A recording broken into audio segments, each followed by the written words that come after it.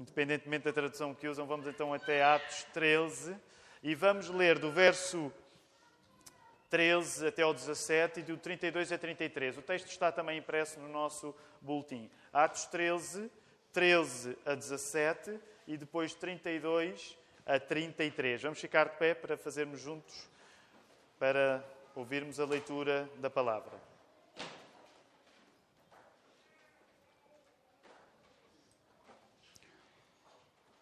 E navegando de Pafos, Paulo e seus companheiros dirigiram-se a Perge da Panfília. João, porém, apartando-se deles, voltou para Jerusalém. Mas eles, atravessando de Perge para a Antioquia da Pisídia, indo no sábado à sinagoga, assentaram-se. Depois da leitura da lei e dos profetas, os chefes da sinagoga mandaram dizer-lhes: Irmãos, se tendes alguma palavra de exortação para o povo, dizei-a. E Paulo, levantando-se e fazendo com a mão sinal de silêncio, disse: Varões israelitas, e vós outros que também temeis a Deus, ouvi. O Deus deste povo de Israel escolheu os nossos pais e exaltou o povo durante a sua peregrinação na terra do Egito, de onde os tirou com braço poderoso. E agora versos 32 até 33. Nós vos anunciamos o Evangelho da promessa feita a nossos pais, como Deus a cumpriu plenamente a nós, seus filhos, ressuscitando a Jesus, como também está escrito no Salmo 2. Tu és meu filho, eu hoje te gerei. Podemos ficar sentados. Enquanto voltamos até à palavra, aproveito para dar as boas-vindas a todos, sobretudo àqueles que nos visitam. Nosso irmão Rolha está connosco, bem-vindo. Família Ramos está connosco, sejam bem-vindos. O irmão Jader já voltou a Portugal, é bom vê-lo também novamente. E todos os outros que, entretanto, se juntam, sejam bem-vindos. É bom nós estarmos na casa de oração para louvarmos o nosso Senhor. Nós estamos a meio de uma série de mensagens chamada A Palavra Está na Praça. A Palavra Está na Praça tem sido o título das nossas últimas 6 mensagens. A primeira metade tratava mais da parte da praça e a segunda metade, que começamos hoje, vai tratar um bocadinho mais da parte da palavra. A primeira metade, a palavra está na praça, incidia mais sobre o próprio conceito da praça, sobre o conceito da cidade. A cidade como um espaço onde se deve afirmar que Jesus salva. Ora, a segunda metade que nós começamos hoje vai servir de exemplo prático de como é que a cidade deve ser este lugar onde se afirma que Jesus salva. Como? Nós vamos perceber como a cidade pode e deve ser um lugar onde se diz que Jesus é o Salvador, através de 6 discursos do apóstolo Paulo no livro dos Atos dos Apóstolos. 6 discursos. Nestes 6 discursos que nós vamos ler, hoje lemos o primeiro, nestes 6 discursos do apóstolo Paulo, vamos ver como é a palavra a chegar à praça. Estes 6 discursos de Paulo desafiam-nos e inspiram-nos para nós fazermos a mesma coisa que Paulo fez. E a palavra, hoje é muito importante na mensagem de hoje. O próprio sermão chama-se A Palavra é fundamental. Ora, quando nós acompanhamos estes 6 discursos, hoje estamos a ler o primeiro, são sobretudo 6 discursos mais desenvolvidos que nós encontramos do apóstolo Paulo no livro dos Atos dos Apóstolos. Quando nós os acompanhamos, Paulo, nestes 6 discursos, apercebemos que estamos no início da história da Igreja. Eu gostaria que pudéssemos folhear um bocadinho as nossas Bíblias. Alguns de nós conhecem mais ou menos o contexto, mas outros não tanto. E por isso seria interessante nós folhearmos para perceber que livro é este que nós acabámos de ler. Atos dos Apóstolos. O livro dos Atos dos Apóstolos é o livro que conta o início da história da Igreja. Se repararem aí no capítulo 1, podem ir até lá rapidamente. No capítulo 1 do livro dos Atos dos Apóstolos, ele é escrito por Lucas que escreveu o Evangelho e logo a seguir escreveu o livro dos Atos dos Apóstolos. No capítulo 1 nós ainda estamos na presença de quem? Quem é que ainda está lá?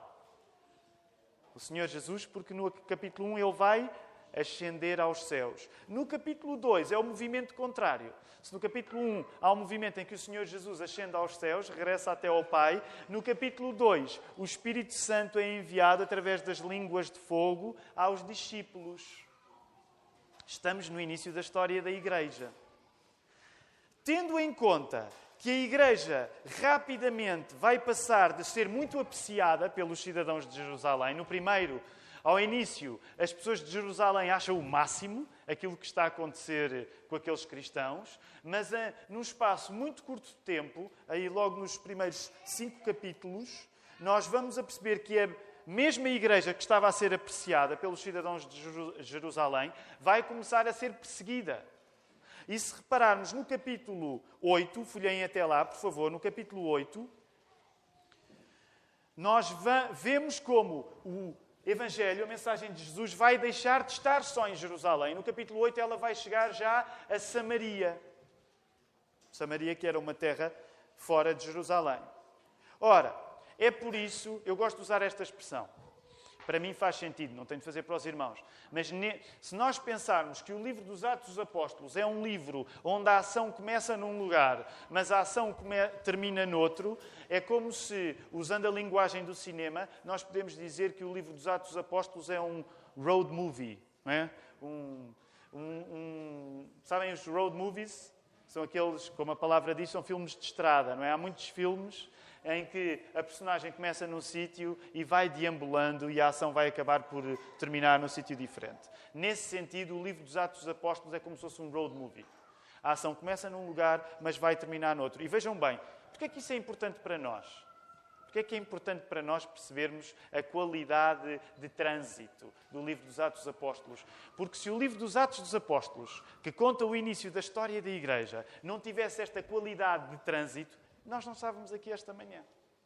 Se o Evangelho, se a mensagem do Senhor Jesus não fosse uma coisa que tivesse começado em Jerusalém, mas rapidamente começasse a chegar a outros lugares, não havia cristãos onde? Em Portugal e em Lisboa. E nós estaríamos a fazer outra coisa qualquer nesta manhã. Por isso é importante amarmos a qualidade de trânsito no livro dos Atos dos Apóstolos. Ora, uma das coisas que nós nos apercebemos é que a palavra, o Evangelho, a pregação é uma, mas as praças são muitas. Isto significa que o mesmo Evangelho é pregado no livro dos Atos dos Apóstolos a pessoas diferentes. E nestes 6 discursos do apóstolo Paulo, nós vamos a perceber de como a mesma palavra atinge praças de maneiras diferentes. A mesma palavra atinge praças de maneiras diferentes. Ou seja, o Evangelho é só um, a mensagem é só uma, Jesus é o Salvador, mas os modos de pregar esse Evangelho são inúmeros. E isso dá para ver no modo como o apóstolo Paulo faz estes 6 discursos. O texto é um, os contextos são vários. Ora, quando nós acompanharmos, começamos a fazer isto hoje, estes 6 discursos do apóstolo Paulo, nós podemos dizer que, assim, de uma maneira flexível, podemos dizer que estes 6 discursos do apóstolo Paulo são também 6 sermões. É como se o apóstolo Paulo estivesse a pregar 6 sermões diferentes. E por isso Paulo vai pregar e nós, durante este tempo, vai levar um mês e pouco até o início do Advento, nós queremos ouvir estas 6 pregações do apóstolo Paulo. Ora, quando nós acompanhamos estas 6 pregações do apóstolo Paulo, de alguma maneira nós vamos estar a aprender sobre um assunto que se chama contextualização. Quando nós acompanhamos estes 6 sermões do apóstolo Paulo no livro dos Atos, vamos estar a aprender sobre contextualização. Para percebermos mais ou menos o que é que estamos a falar, e esta é uma pergunta que eu faço para todos, até para os pequeninos. Portanto, pequeninos, prestem atenção, que eu vou fazer perguntas que vocês podem responder também. Vocês têm ideia? O que é o contexto? Quando nós falamos texto, sabemos, não é? O que é um texto, meninos? O que é um texto? Para os pequeninos agora, o que é um texto? Não sabem? Sabem? O que é um texto? Rápido. Vamos. O que é um texto? São frases todas juntas, não é? Palavras todas juntas. Muito bem. Há algum de vocês que tem ideia do que é um contexto? O que é o contexto? Alguém tem ideia? O pequenino irmão João Paulo diz com razão, é o que está com o texto. Eu fui procurar uma definição ao dicionário das nossas crianças lá em casa. O dicionário escolar do primeiro ciclo diz que o contexto é o ambiente em que o acontecimento ocorre. Ok? Meninos, estão comigo os pequenos? O contexto o que é? É o ambiente. Por exemplo, quando nós estamos a ler um texto e ele fala de alguma coisa, o contexto é o ambiente em que essa coisa acontece. E neste sentido, nós podemos dizer que contextualizar é dar o texto como um ambiente. Contextualizar é dar o texto como um ambiente. Contextualizar é dar o texto como um espaço de vida. Contextualizar é dar o texto como um espaço de vida. Podemos ir avançando e dizer que contextualizar é abrir o texto a alguém. Seja esse alguém, alguém que está a ouvir o texto ou alguém que está a ler o texto. Indo atrás do que o irmão João Paulo disse com razão, podemos dizer contextualizar é dizer o texto é contigo. O texto é contigo. O texto está contigo. O texto existe contigo.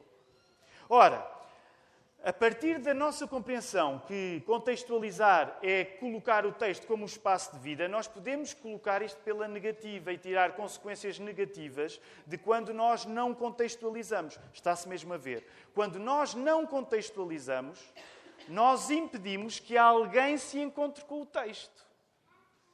Quando nós não contextualizamos, nós não deixamos que um texto se torne para alguém um espaço de vida. Quando eu não contextualizo, eu impeço que alguém possa viver dentro de um texto.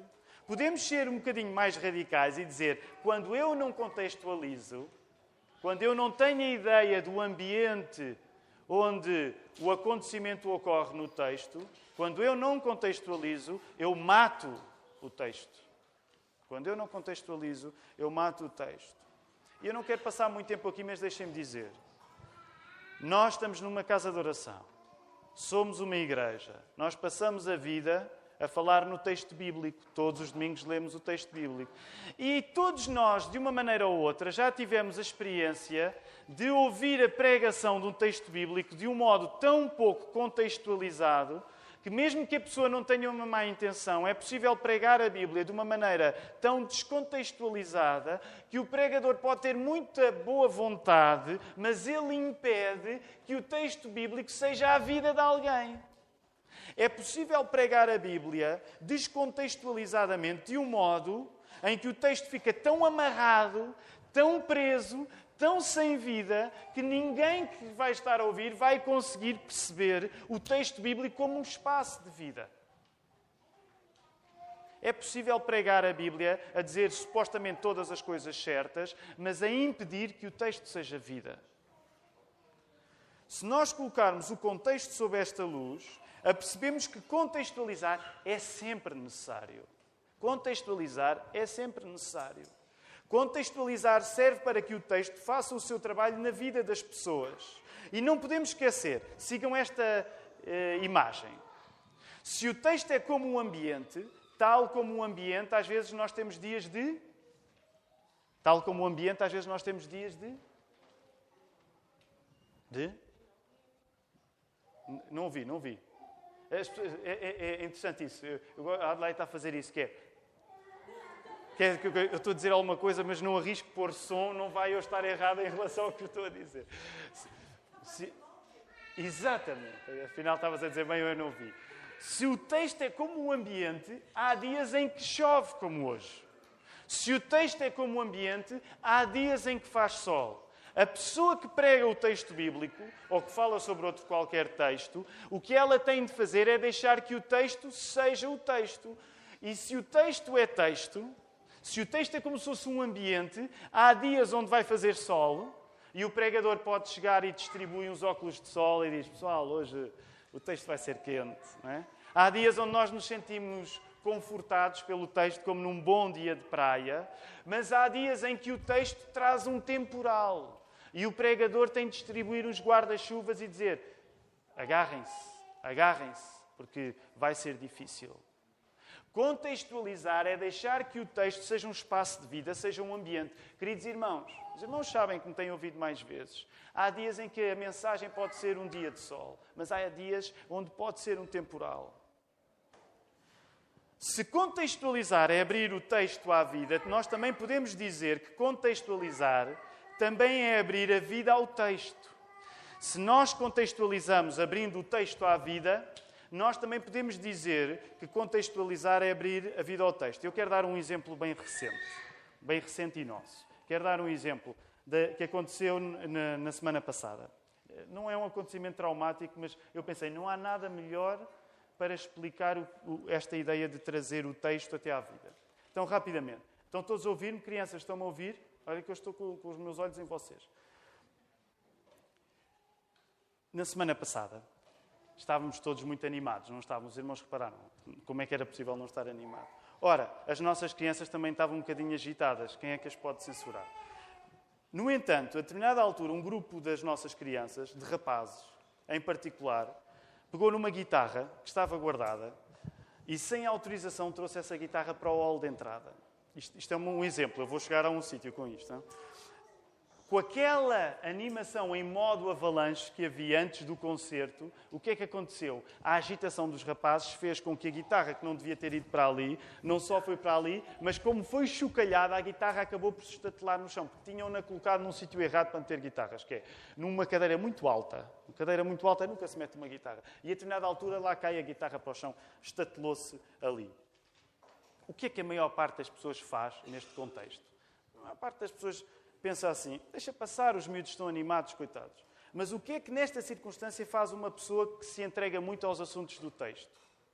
O que é que faz? Uma pessoa que se entrega muito aos assuntos do texto, o que é que faz? Contextualiza, não é? Então, a esta hora já todos perceberam quem é que era essa pessoa, no fundo fui eu, o vosso pastor, e aproveitei aquele texto que tinha acabado de acontecer para eu contextualizar, para trazer o texto à vida, não é? Foi isso que eu fiz. Então o que é que aconteceu? Eu mantive o grupo dos rapazes junto e não deixei sair ninguém, coitados, estavam ali nas escadas, não deixei sair ninguém sem que antes eles respondessem a algumas perguntas de interpretação acerca do texto que eles tinham acabado de ler, que era aquela guitarra estatelada e tinha ficado com uma moça. E eu pensei, ora, aqui está uma aula de português. Então fiz umas perguntas de interpretação aos nossos mais pequenos. Qual era o meu objetivo? O meu objetivo foi precisamente levar o texto à vida do grupo dos rapazes agitados. Porquê? Sigam-me. Porque levar o texto à vida das nossas crianças é aquilo que nós fazemos todos os domingos com elas, quando nós lhes ensinamos o texto bíblico. As crianças da nossa igreja eram uma praça que ali estava e eu tinha de levar a palavra até elas. Qual foi a mensagem que eu lhes preguei? A mensagem que eu preguei ao grupo dos rapazes, coitados, a olhar para mim com um ar muito atento. Basicamente, o texto que eu preguei àqueles rapazes foi este. Aprender que foi preciso que a morte de Jesus servisse de pagamento pela dívida causada pelo prejuízo provocado a Deus pelos meus pecados, é entender que sempre que alguma coisa se estraga, é preciso que alguém assuma o preço do estrago. Não serve de nada explicar a morte expiatória de Cristo. Nós gostamos de dizer morte expiatória de Cristo. Não serve de nada explicar a morte expiatória de Cristo às nossas crianças se elas não são, depois na prática, confrontadas com as consequências dos seus erros. Eu quero explicar um bocadinho melhor isto. Dizermos aos nossos filhos que Cristo morreu por eles, mas não os confrontarmos quando eles fazem a asneira, é ensiná-los que a cruz é uma historieta sem significado prático. Os irmãos estão-me a seguir? Eu dizer que Cristo foi à cruz pagar o preço dos meus pecados, mas quando os meus filhos fazem algum erro eu não os confronto, é basicamente dizer que a cruz não se aplica, não se contextualiza à vida deles. Reparem, sigam-me ainda. Se os nossos filhos nunca forem castigados, que valor é que estamos à espera que os nossos filhos reconheçam no facto de Jesus ter levado o nosso castigo? Se os nossos filhos nunca forem castigados, que valor é que estamos à espera que eles reconheçam no facto de Jesus ter levado o nosso castigo na cruz? Eles poderão acabar a dizer que o problema é de Jesus que não conseguiu fazer uma coisa que eles se habituaram a fazer, que é o quê? Escapar do castigo. Por isso, quando nós, enquanto cristãos, temos filhos, há uma pedagogia do castigo que os ajuda a perceber que Jesus levou o castigo. Se os nossos filhos não são castigados, eu não estou a dizer que eles vão acabar a dizer isto, mas o que eles podem achar é: o problema é de Jesus, porque eu, em relação ao meu pai ou à minha mãe, consegui arranjar uma maneira onde nunca sou castigado pelos erros que faço.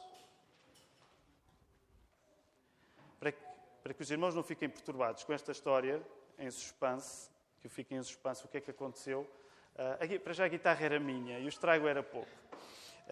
Eu próprio, logo nessa conversa, assumi o estrago. O estrago era pouco, era uma moça. Eu assumi o estrago.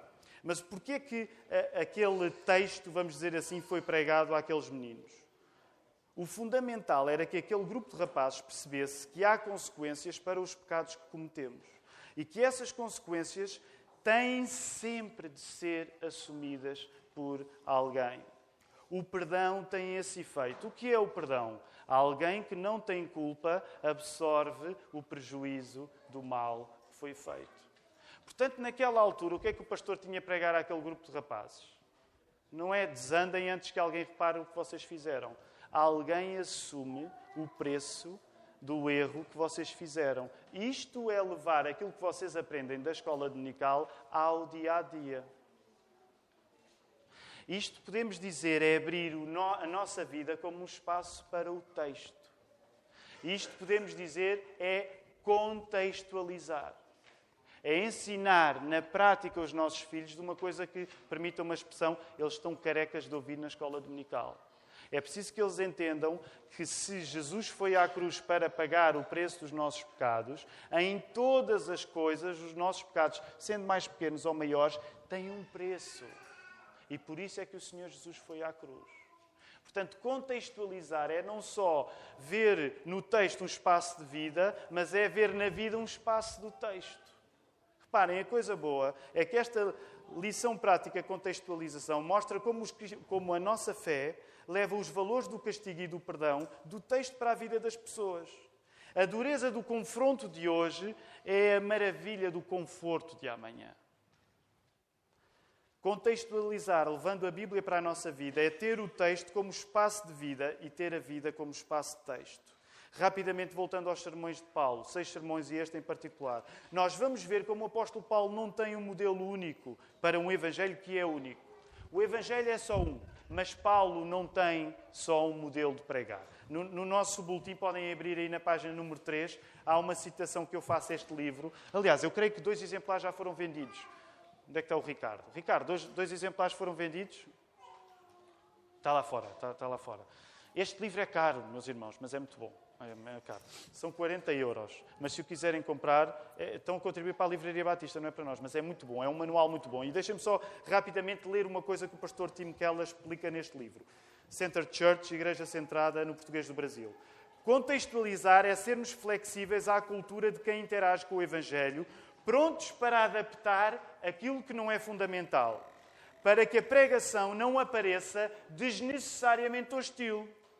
Atenção, isto não significa que contextualizar é pregar o que as pessoas querem ouvir. Contextualizar não é pregar o que as pessoas querem ouvir. Irmãos, se eu pregasse aquilo que os irmãos queriam ouvir, o que é que eu fazia? Eu desrespeitava o texto, eu descontextualizava. O pastor Tim Keller diz desta maneira excelsa. Nós nunca podemos remover o escândalo da cruz, 1 Coríntios 1:23, e diz a seguir: a boa contextualização provoca os escândalos certos. A boa contextualização provoca os escândalos certos. Rapidamente uma espreitadela nas diferenças entre 6 discursos do apóstolo Paulo. No de hoje em particular, porque é aí que eu quero terminar. Quando Paulo fala para crentes, sejam eles judeus ou religiosos, não judeus, Paulo cita a Escritura, que era o Velho Testamento. Cita também João Batista, como ele fez neste caso. Nós não lemos o texto todo, mas neste sermão, na sinagoga, o apóstolo Paulo cita João Batista. Quando fala para pagãos, para a semana, se Deus quiser, vamos ouvir Atos 17, o sermão no Areópago. Paulo não está a falar para crentes nessa altura. E quando fala para pagãos, Paulo raciocina a partir da revelação geral e da grandeza da criação. Ou seja, Paulo não vai assumir que os pagãos estão a ler a Bíblia, neste caso o Velho Testamento, mas vai falar a partir da natureza, a partir daqueles que são factos que qualquer pessoa pode ver, independentemente de se querer ou não.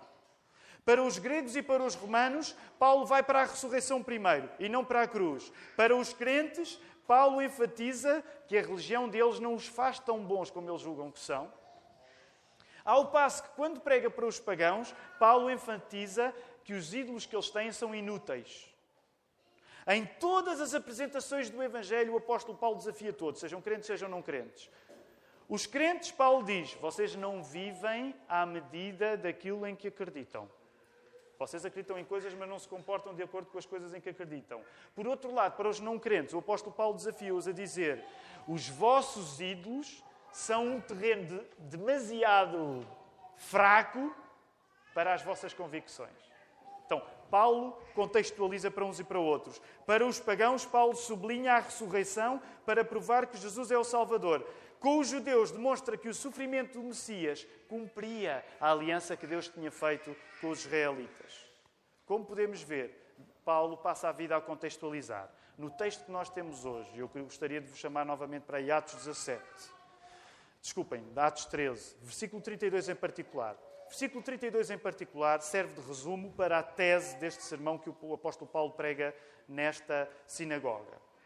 Paulo está a pregar a judeus da diáspora. Quem são os judeus da diáspora? São todos os judeus que não viviam em Jerusalém, que estavam espalhados pelo mundo mediterrâneo. Atenção, que nas sinagogas juntam-se estes judeus, que são etnicamente judeus, são judeus de sangue, mas também se juntam as pessoas que se tinham convertido ao judaísmo. Portanto, havia pessoas pagãs, de origem pagã, que se convertiam ao judaísmo. Quando o apóstolo Paulo vai a esta sinagoga em Antioquia da Pisídia, hoje é na Turquia este território, ele está a pregar para este tipo de pessoas, judeus da diáspora, quer as pessoas que são judias de raça, quer aquelas que se converteram ao judaísmo. E muito resumidamente, Paulo apresenta Jesus àquelas pessoas como a garantia que a religião deles não só é certa, não só tem qualidade, como a qualidade da religião destas pessoas pode ser vista no facto de Jesus ter morrido e ressuscitado. Paulo está a fazer uma coisa muito simples. Ele está a juntar a religião daqueles crentes a Jesus. Paulo está a juntar Jesus à religião daquelas pessoas.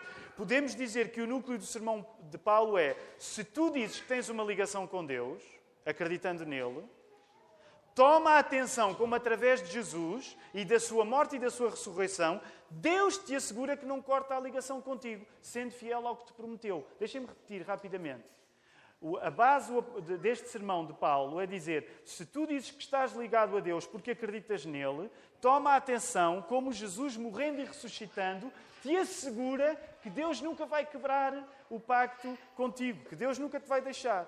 E logo a seguir, o apóstolo Paulo faz uma coisa que só acontece uma vez na Bíblia assim, que é a Bíblia a dizer que Paulo citou um texto em particular e localiza, não é? No Salmo 2. É a única vez que a Bíblia localiza a citação que alguém do Novo Testamento faz no Velho. O Salmo 2, versículo 7. Paulo quer dizer àqueles crentes que a novidade do sermão dele, a novidade do sermão de Paulo, não é uma novidade com a qual eles não possam lidar. Não. Paulo está a dizer: olha, as coisas que eu vos posso dizer que possam parecer estranhas, a ideia de Jesus ter morrido e ressuscitado, não são coisas estranhas para a vossa fé. Antes, pelo contrário, são as coisas que dão um sentido final à fé que vocês têm tido. É esta a maneira que o apóstolo Paulo está a pregar. Ora, isto pode-nos parecer ótimo. Que Paulo dissesse às pessoas daquela sinagoga que Jesus é a certeza que Deus não nos abandona nas promessas que nos faz.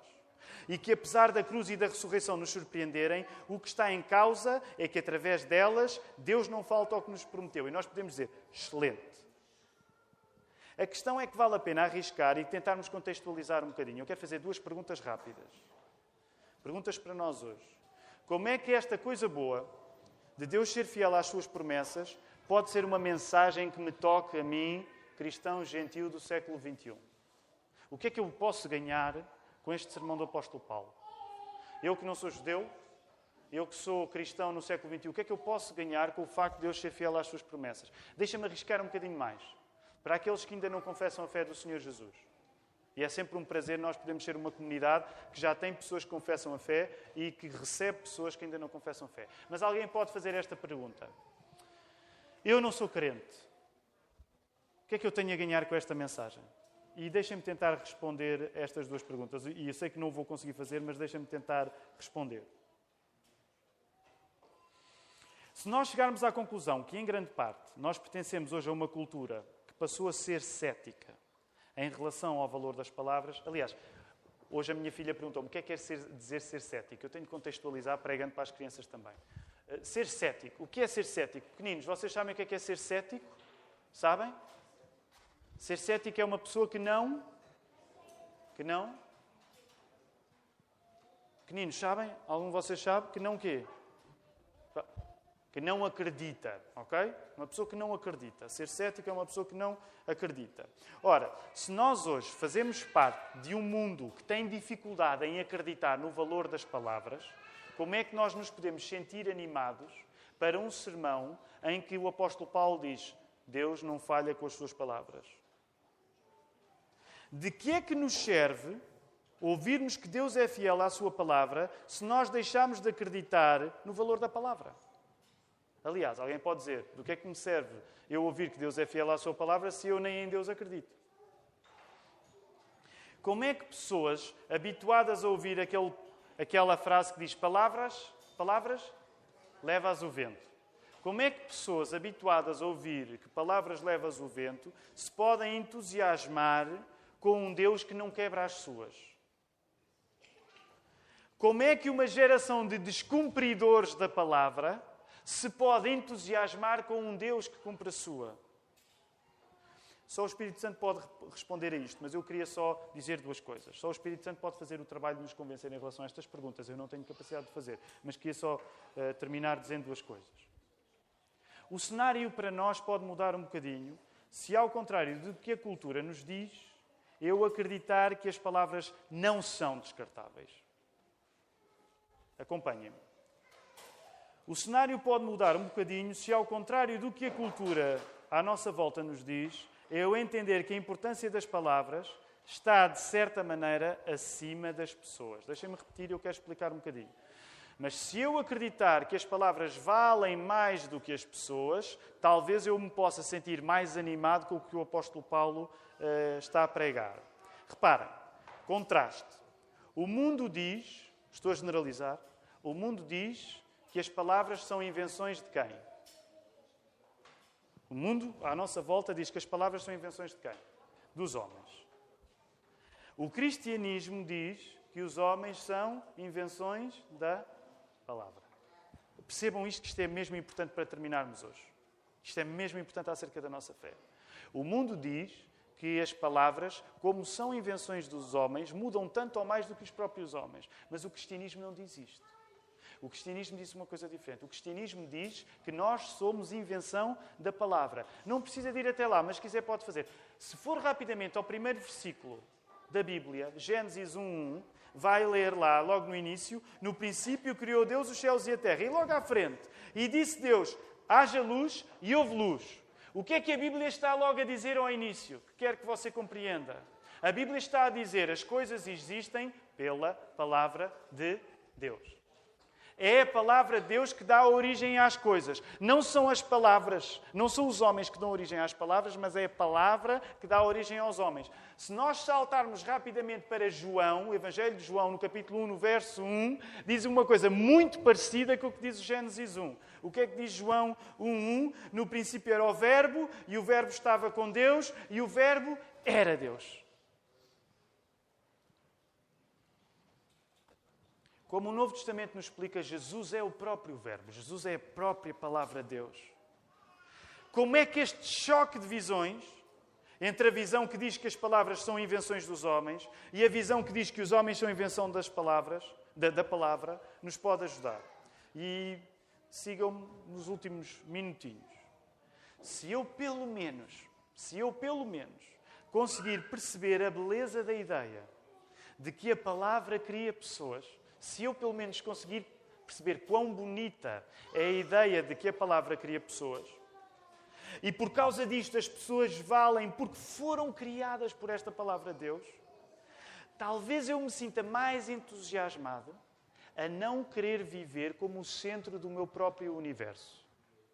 Se eu perceber que é a palavra que cria pessoas, que foi a palavra que me criou a mim, talvez eu me sinta mais entusiasmado a não querer que a minha vida seja centralmente acerca de mim.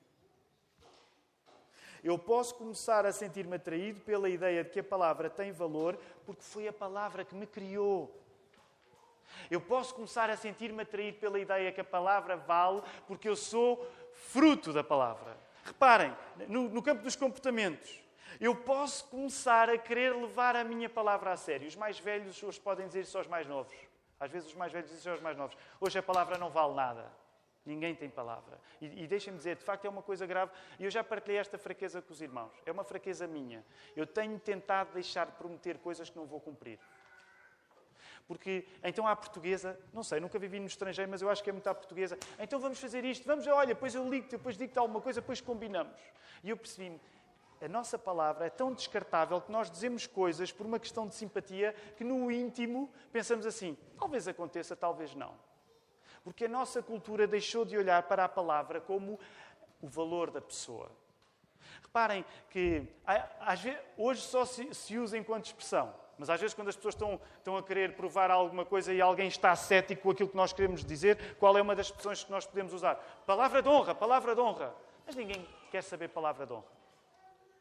Porque de um modo geral a palavra perdeu significado. Reparem, se nós absorvermos a beleza da ideia de que é a palavra que nos cria a nós vamos começar a ser mais cuidadosos na maneira como nós entregamos a nossa palavra e sabem que nós vamos começar a ganhar respeito pela palavra dos outros.